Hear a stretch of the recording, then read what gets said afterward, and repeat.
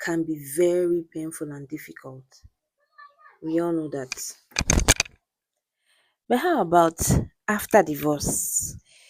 You decide to move on, you decide to start afresh, carry on with your life, start another relationship with someone, fall in love.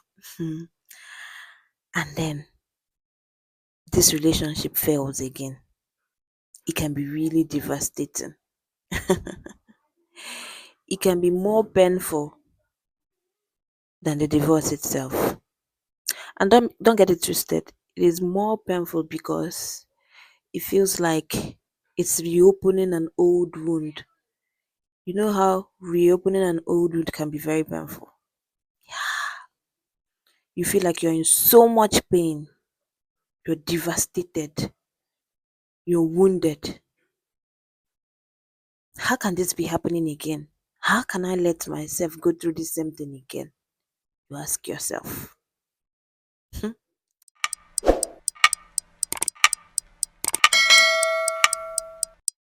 You guys, you're welcome back again to another video. My insiders, the people that know me so well, the people that I like to tell everything that is going on in my life. You guys, have I mentioned that I have series of relationship after dating stories that I need to share with you guys? Okay, you think that after divorce we'll just sit down and not move on, just mind our business, right? Or you think that maybe with all the loads of experience that we've gathered, that nobody can break our heart again? Hmm, I thought so too. But then we learn every day, right?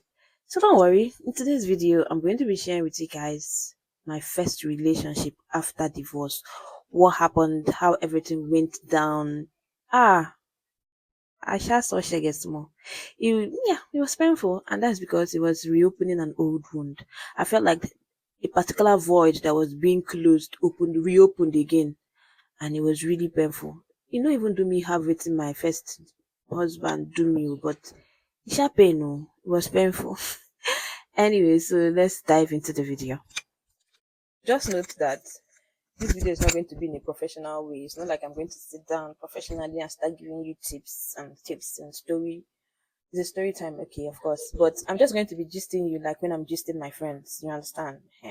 So if it is place that I'll just talk to you like this and talk to you, just know that this video is just going to be over the place, okay? So what happened, Steph? Okay, so after my divorce, I met this guy. I've always known him, Sha. I knew him even before I got married and even before the divorce. But I knew when he got married too as well. Please don't get it twisted. It's not like I was dating a married man. I know him when he was married. I remember that a lot of people went for his wedding, but I didn't go probably because I was pregnant that time and I was not in a right frame of mind, so I didn't go. So we were friends, not like close friends, but we know each other. Okay, he knows my parents, he knows my family, and that is it.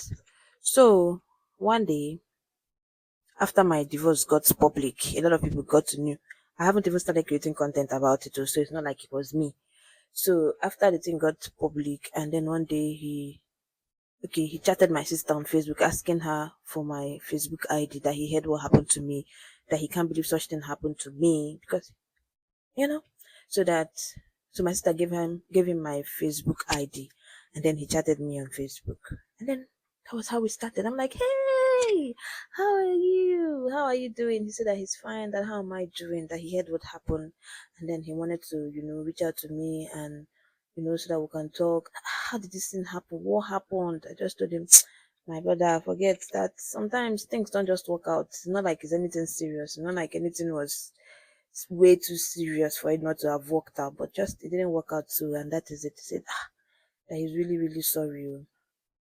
So we got talking. I'm like, hi, how are you doing? How's your wife? How's everything? He said that he too is on the process of divorce. I said, process of waiting. Divorce how? He said, that he's actually going through divorce right now. I'm like, what happened? He just gisted me, told me how told me a lot of things. And Sorry, dear.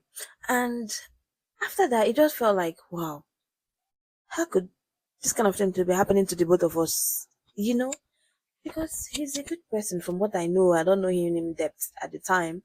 I know, so I see him from afar. We know each other, but we've not really been too close to know. You know, it's only the wife and husband can tell how, if somebody is bad or not, right? So I said, wow, I'm really sorry that he's going through this thing. He said that, well, that's, it's okay. That life happens. I said, wow, how are you coping now? I said, it hasn't been easy. It hasn't been easy. I said, I can imagine. Like, I know, right? Because I've been there, even though at the time I finished with my divorce thing, but, you know, have I finished? No, I haven't finished with my divorce. We're still going back and forth with the court cases and all that. So I said, well, you have to be strong now. Okay. Don't you think you can still fight for a marriage? I mean, I feel like if you still go back, I was even giving him advice as per I was the woman, and I was telling him things that if my ex did, maybe we would have gotten back together. So I was just then why don't you just go? Why don't you just ask her out? Why don't you just do this? I was just giving him tips that I feel like could help and stuff. He said that he has tried all those things, but it's not working. Wow. Well, you know what's best for you. So I don't know. How about your wife? How she's taking it? He said, that she even wants and went back to their family house, doesn't want to see him, blah blah blah blah blah blah. I said, now, wow, what did you do? He never really told me anything that he did anyway. He asked me, what did I do? I said, well, my own is that I'm very stubborn. Mm, that's what I did. I am a very stubborn person. So he said, so you know that was how we started talking. So if you ask questions, you ask me. Sometimes if I have questions, I ask him. So we became friends. So almost like we talked every day. We check up on me, I check up on him. So it became really, really, before you know it, hearts don't get involved. So that every day, if I don't see his call or his messages, I start feeling somehow. And I still call myself and tell myself, Irene, are you okay? I mean, you're just coming out of a divorce. You're not supposed to be entering into another relationship. Respect yourself. And then his message will come in, we talk almost every day, and he's very intelligent, just the way I like them. Very intelligent, very smart. He's educated, he's a graduate, he has a very good job, he's doing very well, and he has a very good sense of humor. Like, he can catch the slightest jokes. I don't know how to explain it. He can catch the slightest jokes. I can catch the slightest jokes as well. So, my people, mind you, we were both going through divorce. You know, see me start the divorce case. So if you already started the divorce, me too, my own divorce was almost ending. You understand? Almost ending. If not that, divorce is not something that you start that day and end it that day. For suppose don't even end by then, just like something that you have to follow process. So normally, you supposed not even meet me, still going through process. And I guess it was the same thing with him too. So we talked and talked. Sometimes at night we talk, we chat. It was really beautiful. So all of a sudden, I started feeling good, started feeling happy again. The loneliness was just disappearing, everything was just falling back into place. I had someone that would always listen to me, you know. But then, after some time, I don't know, I started feeling bad about it. I started feeling guilty. I started asking myself, am I not in a rush? Why am I falling like this? Why? I just kept feeling terrible, terrible, terrible, terrible. So, and then initially, before I started feeling this terrible, I realized that I was really getting attached, seriously attached to him. Like, and no day will go by, like, if I don't hear from him, it becomes like, I feel like I'm losing it or something. I say, why am I giving him this so much power over me? Or like, what is going on? So I decided to start slowing down and see if him to pick up, if him to would, you understand. But surprisingly, Uncle all of a sudden started slowing down. It's okay, let's see how this thing goes. So initially, before I started, I would call me morning, afternoon, night. Whatever he's doing, if it's going on, he just give me updates. If he's not calling me, sending me messages, he's just dropping updates. And then after me too started returning the same energy, then him started cooling down. Mind you, we were not living in the same city. So it wasn't like we don't really do some kind things. No. Okay. So I met him once. Okay, no, we actually went out on a date twice, physical date. It was more of an online thing. You get. So we only went out on dates on 2 occasions. He took me to places, and then after that, I enter motor. They go back to my, city. So yeah, that was it. So after some time, I just could slowed down to see if he can bring back the same energy. But then surprisingly, the energy did not come. And then I felt bad. I felt seriously bad. And it was very painful. And yeah, it was very painful because you know how you've been lonely for a very long time, and then all of a sudden, without planning it, it's not like this person came up to me and said, I want you to be my girl, I want you to be my lady, or anything.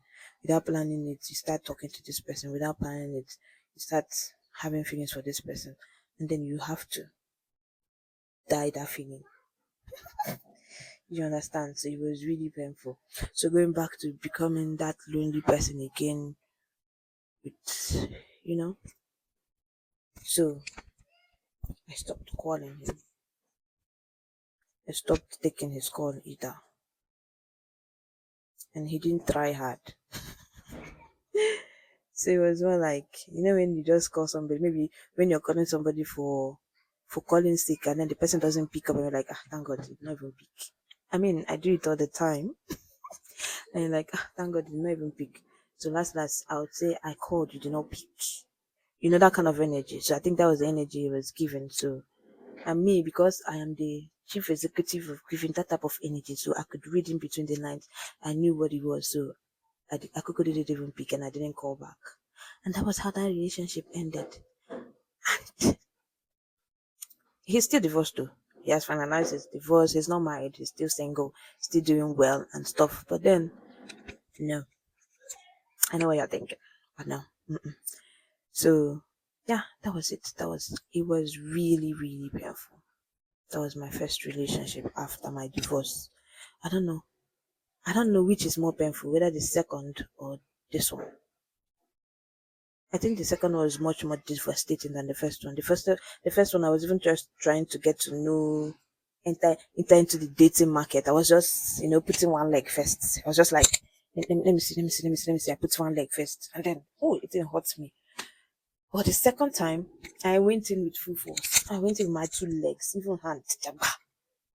And the thing hit me hard. The thing hit me hard. The second one still they pain me even till today. Still they pain me even till today. But don't worry. No, I'm going to tell you that story. Maybe in my next video. Yeah, I'll tell you that story. My second relationship after divorce. That one to me shaky. That one. But it's well. Okay. We move. We move. So guys, thank you so much for watching this video. I'll see you in my next video. Expect the part 2. I told you, like I said, I've been in several relationships. And many of them, na me they work, na me they run. Many of them, aside from this part 2, I didn't run. I thought it was him. I thought it was gonna be him. So, but after that, more, it's me that is always running. That's how they run, until I see person go hold me down. Anyways, I'll see you in my next video. Until then.